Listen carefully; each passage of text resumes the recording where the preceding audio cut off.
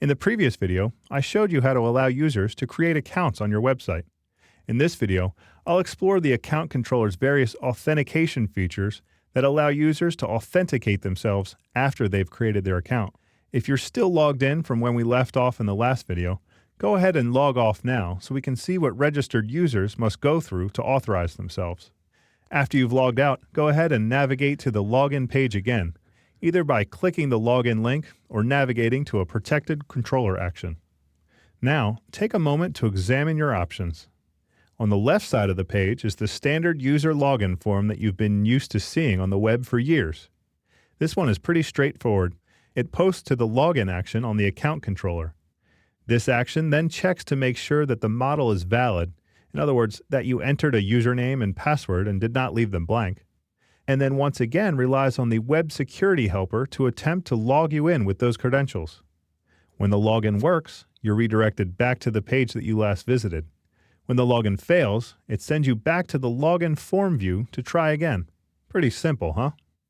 What's not so simple is the option on the right side of the page, the ability to authenticate yourself through external sites such as Facebook, Twitter, Microsoft, or Google.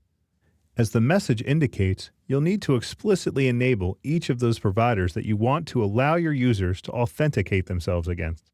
If you do not want to allow users to authenticate against any external providers, you can feel free to edit the login view and simply remove this markup, the section named Social Login Form, so that it will not be displayed.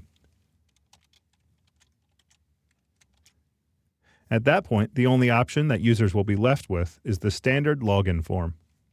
If you do want to allow users to authenticate against external providers, however, you'll need to do just a little more work. You'll enable external providers through code, but luckily you don't actually have to write this code. Visual Studio has already written it for us. It's just commented out. To view this commented out code, open up the auth-config class in the app start folder. Then, in order to enable each individual provider, go ahead and uncomment its code block. Notice how the Facebook, Twitter, and Microsoft methods all require additional information. This is because these providers all require you to register with them and get an API key so that they can control who is using their services.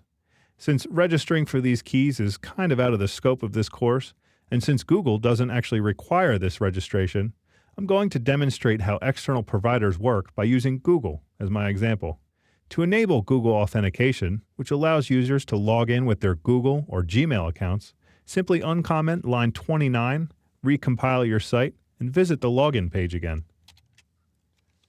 This time, you'll see the option to authenticate with Google. Click it, and you'll be sent to Google servers to sign in.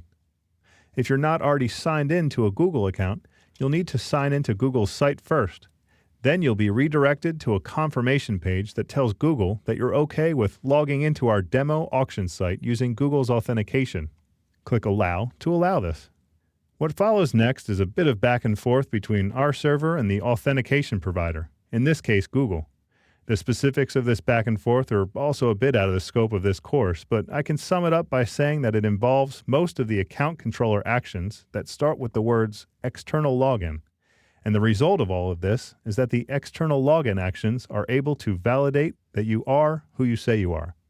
At this point, if you've never logged into the site using this external account before, the account controller will send you to a small registration page made just for external logins. This page simply asks you for a username and then creates a user account for you in the system. Once you register your new account, or if you've already logged in using the external account in the past, you'll be logged in as a fully authenticated user. And that's all there is to it. As this video shows, the account management code that Visual Studio generates for you right out of the box makes it incredibly easy to offer your users a number of modern authentication options with a bare minimum of work on your part. Now that users are able to log into your site, however, we've inadvertently opened up the users of our site to a potential security threat called cross-site request forgery.